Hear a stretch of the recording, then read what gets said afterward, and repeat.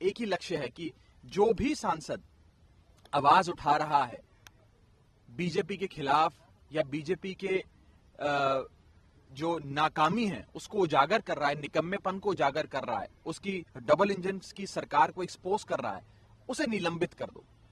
आज एक बेहद बड़ा राष्ट्रीय सुरक्षा का मुद्दा बन गया है मणिपुर। जो मणिपुर से हैवानियत भरी, बर्बरता भरी वीडियोस और फोटोग्राफ सामने आ रही हैं, उससे मुझे लगता है पूरे देश का दिल दहल गया है।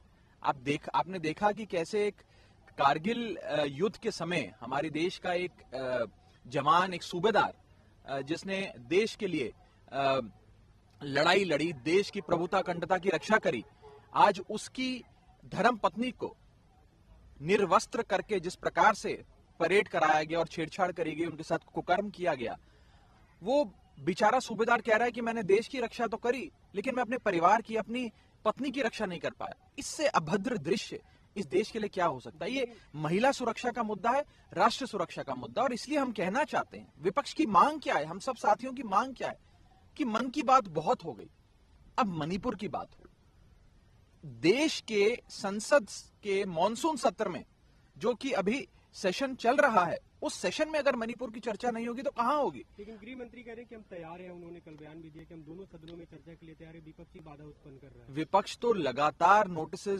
दर्ज कराकर अपनी बात रख रहा है कि रूल 267 के अंतर्गत बहस कराइए, सरकार बहस शुरू करे, अपना पक्ष रखे, फिर विपक्ष अपना पक्ष रखे, तमाम सदस्य बोलें और इस विचार विमर्श, इस बहस से जरूर कोई समाधान निकलेगा। आज दुख की बात है कि दुनिया के कई बड़े देशों की जो संसद है, यूएस की संसद कह लीजिए और अन्य देशों की संसद कह लीजिए, वो संसद मणिपुर के मुद्दे पर गंभीर है, वो चर्चा करना चाह रही है। दुनिया के कई संसद भवनों में इस पर चर्चा हो भी गई है, लेकिन ये हमारे भारत देश का ही संसद है जिसमें मणिपुर पे चर्चा नहीं हो रही। क्यों नहीं हो रही है, ये मैं पूछना चाहता हूं। एक महत्वपूर्ण विषय आपके सामने रखना चाहता हूं। क्यों मैं कह रहा हूं बार बार कि मणिपुर का विषय मात्र मणिपुर का विषय नहीं है, ये एक राष्ट्र सुरक्षा का विषय है। आज के अखबार ही हमें बताते हैं कि मणिपुर में जो आग लगी थी, उसकी छींटें आज आसपास के राज्यों पर भी आने लगी हैं। आज सुबह की जानकारी है कि मिजोरम के अंदर भी एक पर्टिकुलर समुदाय के खिलाफ वायलेंस की घटनाएं सामने आ रही हैं और वहां से उन्हें हिदायतें दी जा रही हैं कि आप मिजोरम छोड़कर चले जाएं। तो कहने का मतलब यह है कि ये अब विषय सिर्फ मणिपुर का नहीं रहा, ये एक प्रकार से पूरे नॉर्थ ईस्ट का मसला बनता जा रहा है। इसीलिए हम सरकार से हाथ जोड़कर विनती करते हैं कि संज्ञान लें। सदन में डेकोरम और डिसिप्लिन की बात कर रहे हैं, जो राज्यसभा के सभापति हैं, कल उन्होंने कहा उससे हम समझौता नहीं कर सकते, सभी सदस्यों को सवाल उठाने का अधिकार है, आवाज उठाने का अधिकार है, लेकिन आपको डिसिप्लिन मेंटेन करना चाहिए, जो संजय सिंह नहीं कर रहे थे, उनका ये कहना था। जब जब सदन में विपक्ष जनता की आवाज उठाना चाहता है, ज्वलंत मुद्दे पर बहस चाहता है और सरकार वो बहस से भागती है, तो इसी प्रकार के लोकतांत्रिक हथियार लोकतंत्र को मजबूत करते हैं।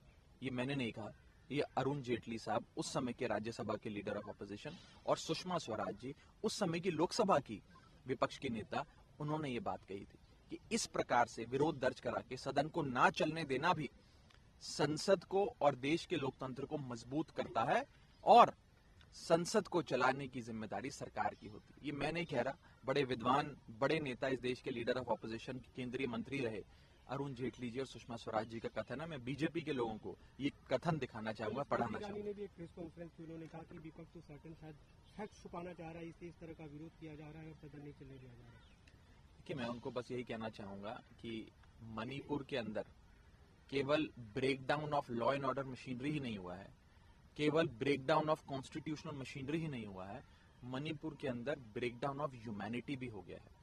और मेरी हाथ जोड़कर विनती है केंद्र सरकार के तमाम मंत्रियों से, केंद्र सरकार से, कि भारत के संविधान का पालन करे, आर्टिकल 355 और 356 लागू करे और मणिपुर के गवर्नर के आह्वान पे, जो रोज चैनल पर आकर खुद कह रही हैं, अखबारों के माध्यम से कह रही हैं, इंटरव्यू देकर कह रही हैं कि मणिपुर जल रहा है, मणिपुर को बचा लो, तुरंत प्रभाव से एन बीरेन सिंह की भाजपा राज्य की मणिपुर सरकार को बर्खास्त कर राष्ट्रपति शासन मणिपुर में लगना चाहिए, प्रेसिडेंट्स रूल लगना चाहिए, आर्टिकल 356 का पालन होना चाहिए। इस मुद्दे पे पूरे देश भर में प्रोटेस्ट करने वाले हैं, दिल्ली में भी जंतर मंतर पे प्रोटेस्ट का प्लान है। जी, आम आदमी पार्टी आज देश भर में, हमारी तमाम इकाइयां देश के कोने कोने में मणिपुर के लोगों की आवाज उठाएंगी और प्रयास करेंगी कि मणिपुर के लोगों की चीखें सत्ता में बैठे लोगों के कानों तक पहुंचे। एक अंतिम सवाल, आप संजय सिंह सस्पेंड हो चुके हैं आम आदमी पार्टी की, और आम आदमी पार्टी एक वोट जुटाने की कोशिश कर रही है अध्यादेश के मुद्दे पर, अगर वो बिल के रूप में आता है, क्या रणनीति रहेगी इसमें? नहीं, देखिए, हम सबसे पहले तो प्रयास करेंगे चेयरमैन साहब से मिलकर कि चेयरमैन साहब, आप हम सबके आदरणीय हैं, हमारी लड़ाई कोई चेयरमैन से तो है नहीं, हमारी लड़ाई बीजेपी से, बीजेपी की लड़ाई हमसे है। आम आदमी पार्टी बनाम बीजेपी, बीजेपी बनाम आम आदमी पार्टी है। तो हम चेयरमैन साहब से रिक्वेस्ट करेंगे कि बिल्कुल ही डिस्पैशनेटली और पूरी स्वतंत्रता से इस विषय को फिर से देखें, इस पे पुनर्विचार करें, और संजय सिंह की जो सदस्यता को आप लोगों ने निलंबित किया है, उनको सस्पेंड किया है, उसे वापस लें। समय मांगे कि आप लोगों ने मिलने के लिए? हमने कल भी जब उनको सस्पेंड किया गया, उसके 5-7 मिनट बाद ही उनके चेंबर में जाकर उनसे बैठक करी। लगभग मुझे लगता है 25-30 मेंबर्स ऑफ पार्लियामेंट उनके कमरे में मौजूद थे, अन्य राजनीतिक दलों के एमपीज मौजूद थे, और सिर्फ मैंने नहीं, क्योंकि मैं आम आदमी पार्टी से आता हूं, बल्कि तमाम राजनीतिक दलों के सांसदों ने चेयरमैन साहब से निवेदन किया कि आप इस पर पुनर्विचार करते हुए अपने इस निलंबन को रिवोक करें, और अगर आपको कोई सजा देनी है किसी सदस्य को, तो 1 दिन की सजा दे दीजिए, 2 दिन की सजा दे दीजिए, पूरे सत्र के लिए सस्पेंड करना उचित नहीं है। ये हमने हाथ जोड़कर विनती करी है। हम उम्मीद करेंगे कि वे अपने फैसले पर फिर से एक बार विचार करेंगे।